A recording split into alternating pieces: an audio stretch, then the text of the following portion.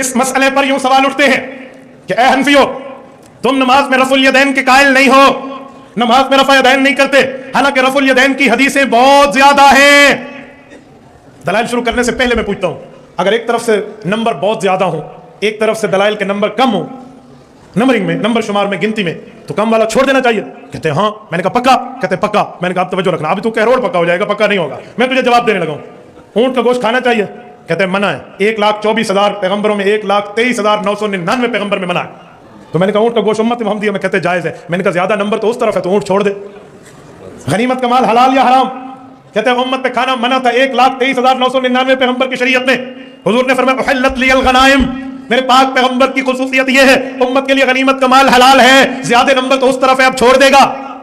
اب خاموش، ہاتھ کے طوطے بھی اڑ گئے، کوے بھی اڑ گئے، چڑیا بھی اڑ گئی، کچھ نہ بچا۔ میں نے کہا بھائی نمبروں پہ ہمیں نہ ڈرانا، یہ مقتدی کو جا کر کہنا، کسی بچے کو کہنا علماء احناف، علماء حق، علماء دیوبند دلیل کی دنیا کے وہ تاج بادشاہ ہیں جن کے مقابلے میں کسی ماں کی کوکھ نے آج تک وہ بیٹا نہیں جنا جو دلیل میں انہیں پھنسا جائے۔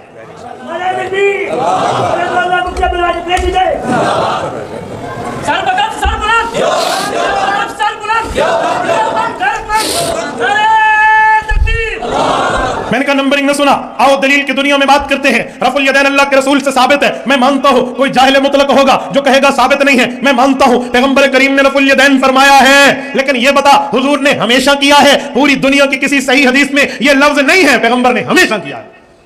اس میں تو ہے حضور نے کیا ہے، استمرار نہیں ہے، ہمیشہ کا نہیں ہے، حضور نے کیا ہے۔ چھوڑنے کی روایتیں بھی ہیں۔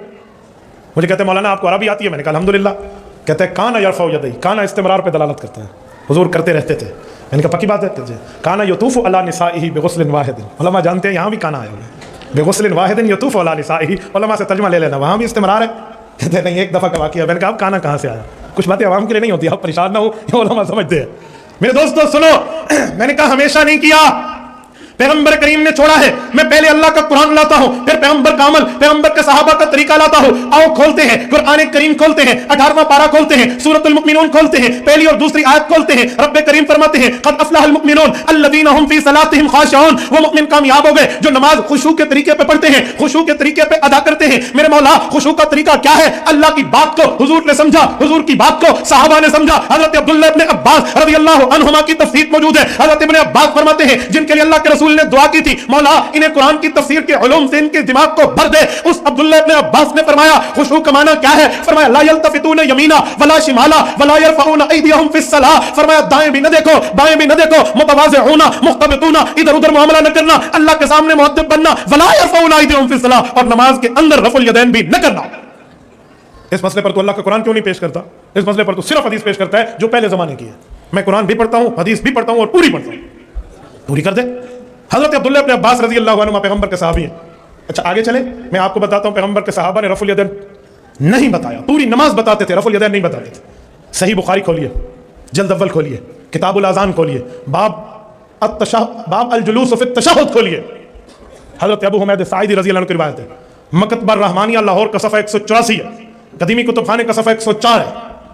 حضرت ابو حمید ساعدی فرماتے ہیں انا کنت احفظکم لصلاۃ رسول اللہ صلی اللہ علیہ وسلم، حضور کے صحابہ کا مجمع بیٹھا تھا، صحیح بخاری پیش کر رہا ہوں۔ حضرت ابو حمید ساعدی رضی اللہ عنہ نے فرمایا آؤ میں تمہیں حضور کی نماز کا طریقہ سکھاؤں، میں نے حضور کی نماز کے طریقے کو حفظ کر لیا ہے۔ احفظ اس میں تفصیل ہے، سپرلیٹو ڈگری ورڈ، اس سے بڑا لفظ نہیں ہے، اس کا ترجمہ کرتا ہوں پیغمبر کے نماز کے طریقے کو گھول کے پی لیا ہے میں نے۔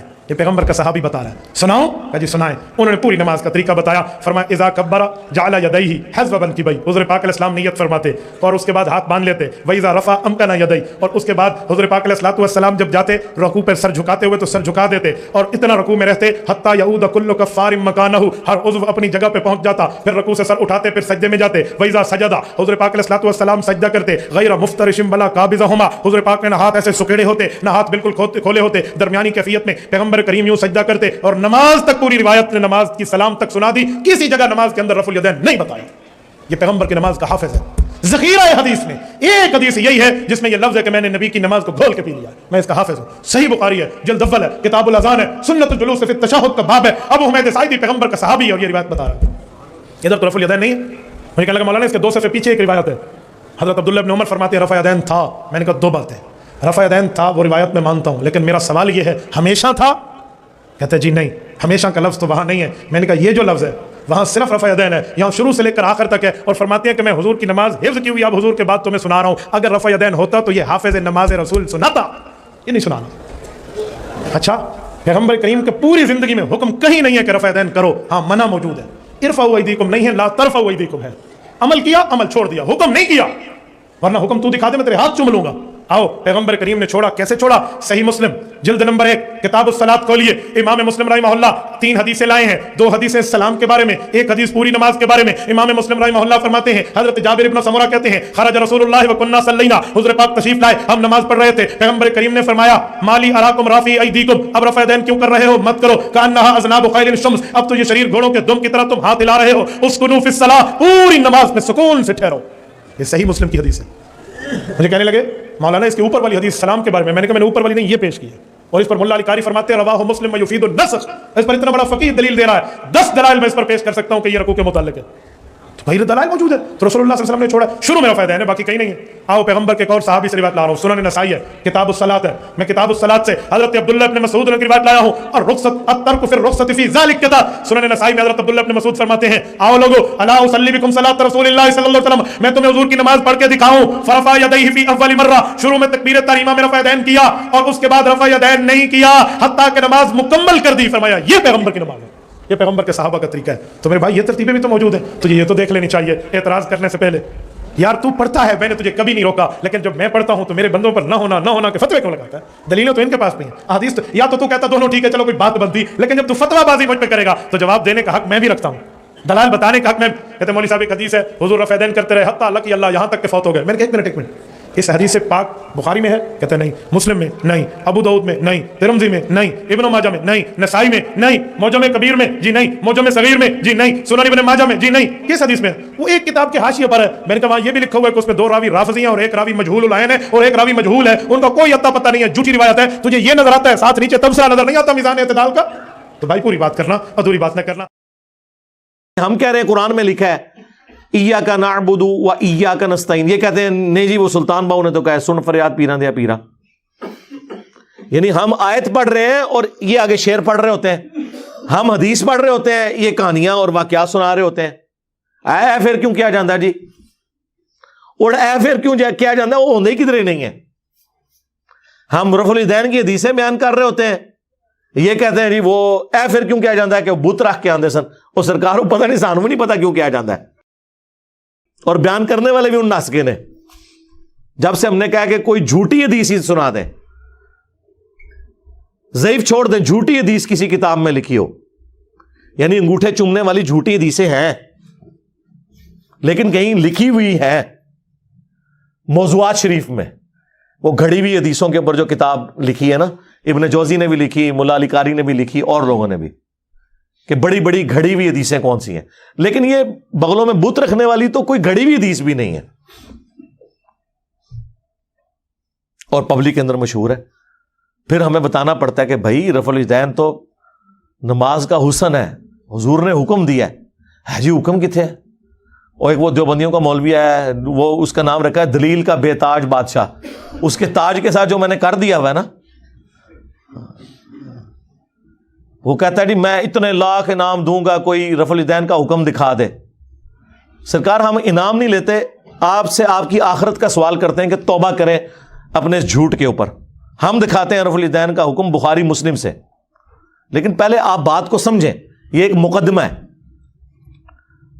صحیح بخاری اور مسلم کی متفقن علیہ حدیث ہے، نبی علیہ السلام نے فرمایا اللہ نے مجھے جوامع کلمات کے ساتھ بھیجا ہے، میں بات مختصر کرتا ہوں اور مفہوم گہرا۔ بخاری مسلم دونوں میں حدیث ہے انما الاعمال بالنیات، اعمال کا دار و مدار تو صرف نیتوں کے اوپر ہے۔ اب یہ ایک جملہ ہے، اس کے اوپر پوری کتاب لکھی جا سکتی ہے، یہ ہے جوامع کلمات، اس کو آپ ذہن میں رکھیں۔ اب آ جائیں بخاری مسلم دونوں میں حدیث ہے، مالک بن حویرث کہتے ہیں رضی اللہ تعالیٰ عنہ علیہ السلام، ہم چند نوجوان تھے 20 دن کے لیے حضور کے پاس گئے، مہمان بن گئے،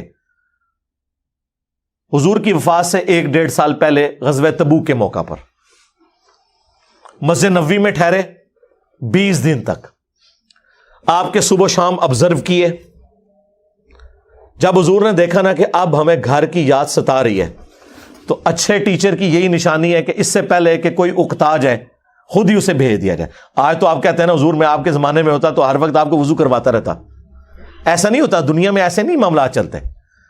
تو وہ کہتے ہیں ہمیں اپنے ماں باپ یاد آنا شروع ہو گئے. تو حضور نے جب یہ دیکھا نا کہ اب یہ ان کا انٹرسٹ لوز ہو رہا ہے تو آپ نے کہا کہ سب کو اکٹھا کر کے کہا کہ اب اپنے گاؤں ایریا میں واپس چلے جاؤ. جب جانا تو جب نماز کا ٹائم ہو تو تم نے مجھے 5 وقت نماز پڑھتے ہوئے دیکھا ہے, ان اوقات میں تم نے نماز پڑھنی ہے. ایک بندہ اذان دے گا جو زیادہ قرآن جانتا ہے اور عمر میں بھی بڑا ہو, وہ تمہاری امامت کروائے. اور صلو کما رأیتمونی اصلی, اور نماز تم نے ویسے پڑھنی ہے جس طرح مجھے تم نے نماز پڑھتے ہوئے دیکھا ہے.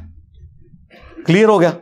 یہ جملہ آپ کسی انٹرنیشنل عدالت میں بھی لے جائیں تو وہ آپ کے علماء کی جہالت کے اوپر ہنسیں گے کہ اس کے بعد رسول اللہ کو یہ کہنے کی ضرورت ہے کہ جب نماز شروع کرنا تو ہاتھ کانوں تک اٹھانا, جب رکوع میں جانا تو ہاتھ کانوں تک اٹھانا, جب رکوع سے سر اٹھانا تو ہاتھ کانوں تک اٹھانا, سبحان ربی العظیم رکوع میں پڑھنا, سبحان ربی الاعلی سجدے میں پڑھنا, فجر کے 2 فرض پڑھنا, زور کے, یہ سارا کچھ آپ کو کہنے کی ضرورت ہے جو لوگ 20 دن سے حضور کو دیکھ رہے ہیں.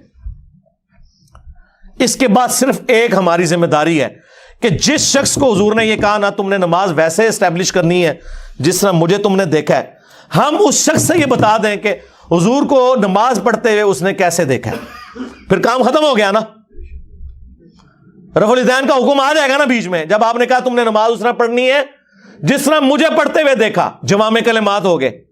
تو سرکار مالک بن حویرث سے پوچھ لیں, بخاری مسلم دونوں میں موجود ہے کہ مالک بن حویرث رضی اللہ تعالیٰ عنہ کہتے ہیں کہ جب نبی علیہ السلام نماز شروع کرتے تو دونوں ہاتھ کانوں تک اٹھاتے. بخاری میں صرف ہے کہ اٹھاتے, مسلم میں ہے کانوں تک, اور بخاری میں عبداللہ بن عمر کی جو حدیث ہے اس میں ہے کندھوں تک. ہتھیلیاں کندھوں کی سیدھ میں, انگلیاں کانوں کی سیدھ میں, یا یوں بھی اٹھا سکتے ہیں, کانوں تک اٹھاتے. اور رکوع میں جاتے وقت کانوں تک اٹھاتے, اور رکوع سے سر اٹھاتے تو کانوں تک اٹھاتے. مالک بن حویرث خود نماز کا طریقہ سکھا رہے ہیں, بلکہ بخاری میں الفاظ ہیں, وہ کہتے ہیں نماز کا میرا ارادہ نہیں تھا, میں تمہیں نماز سکھانے کے لیے بتا رہا ہوں کہ میں نے نبی علیہ السلام کو اس طرح نماز پڑھتے ہوئے دیکھا ہے رفع الیدین کے ساتھ. اور ایون بخاری میں جلسہ استراحت آیا ہے کہ مالک بن حویرث پہلی اور تیسری رکعت میں اس وقت تک نہیں کھڑے ہوتے تھے دوسری اور چوتھی رکعت کے لیے جب تک بیٹھ نہ جائیں دوسرا سجدہ کر کے بھی. ویسے تو الگ سے بھی بخاری میں حکم ہے, نبی علیہ السلام نے ایک تیزی سے صحابی کو نماز پڑھتے ہوئے دیکھا تو فرمایا دوبارہ پڑھو, تم نے نماز نہیں پڑھی. 3 دفعہ ہوا تو چوتھی دفعہ آپ نے جب اس کو نماز کا طریقہ سکھایا تو اس میں آپ نے فرمایا پوری تفصیل کے ساتھ ہے, جب آپ سجدے پہ پہنچے فرمایا پہلا سجدہ کرو پھر سکون سے بیٹھ جاؤ, پھر دوسرا سجدہ کرو پھر سکون سے بیٹھو, اور پھر اگلی رکعت کے لیے کھڑے ہو. اس میں جلسہ استراحت کا ذکر موجود ہے. مالک بن حویرث کہتے ہیں میرا ارادہ نہیں تھا, میں صرف نماز سکھانے کے لیے تمہیں بتا رہا ہوں. اور مالک بن حویرث وہ ہیں جو حضور کی وفات سے 1-1.5 سال پہلے مسلمان ہوئے ہیں. اور آپ کو دیوبندی بریلوی حنفی یہ کہانی کرا رہے ہیں جی مکے میں رفع الیدین ہوتا تھا, مدینے میں منع ہو گیا. اور رفع الیدین کے جتنے راوی ہیں نا میجورٹی وہ ہیں جو فتح مکہ کے بعد مسلمان ہوئے ہیں, ہجرت مدینہ نہیں, فتح مکہ کے بعد 8 ہجری کے بعد. وائل بن حجر کی حدیث ہے مسلم شریف میں, ابو داؤد میں, بلکہ وائل بن حجر تو پھر 1 سال بعد ابو داؤد میں سنن نسائی میں آئے کہ دوبارہ آئے. وہ کہتے ہیں میں نے سردیوں میں دیکھا کہ صحابہ کرام چادروں کے اندر سے رفع الیدین کر رہے ہوتے تھے. اس سے یہ بھی مسئلہ پتہ چل گیا کہ چادر کے لیے ہاتھ باہر نکالنے کی ضرورت نہیں, اندر سے بھی رفع الیدین ہو سکتا ہے. 8 ہجری میں بندہ مسلمان ہو رہا ہے, 9 ہجری میں وہ دوبارہ سردیوں کے موسم میں حضور کی نماز دیکھنے کے لیے آیا مدینہ شریف, اور رفع الیدین سے پڑھتے ہوئے دیکھ رہا ہے. تو مسوخ کس ٹائم ہوا ہے؟ کوئی نہیں ہوا سرکار. سنی اور شیعہ دونوں قائل ہیں رکوع میں جاتے وقت, رکوع سے اٹھتے وقت, اور تیسری رکعت سے اٹھتے وقت رفع الیدین کرنے کے اوپر. یہ دلیل کے بے تاج بادشاہ جو ہے نا, ان کے تاج کی حقیقت یہ ہے جو میں آپ کو بتا رہا ہوں. یہ لوگوں کا علمی لیول ہے. جی رفع الیدین کا حکم دکھائیں, جی دکھا دیا. اب آپ کے پاس قیامت تک ٹائم ہے کہ آپ نے بتانا ہے کہ مالک بن حویرث نے یہ جو نعوذ باللہ غلط نماز سکھائی, کب انہوں نے توبہ کی یہ غلط نماز سکھانے سے, یہ ذرا آپ نے بتانا ہے. ابو حمید سعدی کی حدیث بخاری میں بھی ہے اور تفصیل کے ساتھ جامع ترمذی اور سنن نبی داؤد میں. 10 صحابہ کی موجودگی میں انہوں نے نماز کا طریقہ جب سکھایا تو باقی 10 لوگوں نے کہا کہ آپ تو بالکل اینڈ پہ مسلمان ہوئے ہیں. انہوں نے کہا کہ اس میں کوئی لڑائی جھگڑے والی بات نہیں, میں تمہارے سامنے نماز پڑھتا ہوں, اگر میں غلطی کروں مجھے بتا دینا. تو انہوں نے 10 صحابہ کی موجودگی میں نماز پڑھی. اس سے یہ بھی ثابت ہو گیا کہ وہ شخص نماز کا طریقہ بیان کر رہا تھا جو اینڈ پہ مسلمان ہوا, اور باقی صحابہ کہہ رہے ہیں تو بالکل آخر میں آیا. اور پھر جب وہ نماز کا طریقہ بتا چکے تو 10 نے بیک زبان کہا کہ آپ نے بالکل صحیح نماز پڑھی, رسول اللہ اسی طرح نماز پڑھا کرتے تھے. مراد یہ کہ حضور کی وفات کے بعد ذکر ہو رہا ہے, اور یہ ایٹ لیسٹ 30 سال بعد کا واقعہ حضور کی وفات کے. فوراً بعد بھی کوئی فرق نہیں پڑتا. 10 کے 10 کو غلطی, جس میں ابو قتادہ بھی شامل ہے سینئر اصحاب میں سے. اس میں انہوں نے رفع الیدین کا ذکر کیا ہے, جلسہ استراحت کا ذکر کیا ہے, تورک بیٹھنے کا ذکر کیا ہے چوتھی رکعت میں, بائیں سرین پہ بیٹھ کے دایاں یعنی پاؤں کھڑا کر کے اس کے نیچے سے بائیں پاؤں کو گزارنا. اور ابو داؤد میں تو الفاظ ہیں کہ جب نبی علیہ السلام نماز کا ارادہ کرتے تو نبی علیہ السلام قبلہ رخ کھڑے ہوتے اور اپنے ہاتھوں کو کندھوں تک بلند کرتے, یہاں تک کہ ہر ہڈی اپنی جگہ پر جب واپس آ جاتی پھر آپ قرات شروع کرتے. اس سے میں نے ثابت کیا کہ انہوں نے ہاتھ چھوڑ کے نماز پڑھی ہے, کیونکہ جب بھی کوئی نماز شروع کرنے کا ارادہ کرتا ہے تو ہاتھ باندھ کے نہیں نماز پڑھتا, یوں کھڑا ہوا ہے اور وہ نماز یوں شروع کرتا ہے اور ہر ہڈی اپنی جگہ پر واپس آ جاتی. یہاں موقع تھا وہ کہتے ہیں کہ ہر ہڈی دایاں ہاتھ بائیں پر آ جاتا, نہیں, انہوں نے کہا اپنی واپس اپنی جگہ پہ آ جاتی. اس سے نبی علیہ السلام سے بھی ہاتھ چھوڑ کے نماز پڑھنا ثابت ہے. ویسے عبداللہ ابن زبیر کی الگ سے حدیث ہے المصنف ابن ابی شیبہ میں, باقاعدہ باب باندھا ہے امام ابن ابی شیبہ, امام بخاری مسلم کے استاد نے, کہ ان صحابہ اور تابعین کا بیان جو ہاتھ باندھ کے نماز پڑھتے تھے, جو ہاتھ چھوڑ کے. ہمارے نزدیک دونوں طریقے درست ہیں, ہاتھ باندھنا بھی ہاتھ چھوڑنا بھی. تو وہاں پہ پھر 11 صحابہ کی یہ گواہی ہوگی, 10 وہ اور 11واں جو سکھا رہا تھا.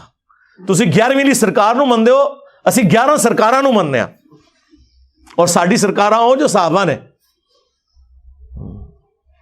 جی رفع الیدین کا حکم دکھا دیں, جی دکھا دیا, اور آپ رفع الیدین کا مذاق جو اڑاتے ہیں اللہ سے ڈر جائیں.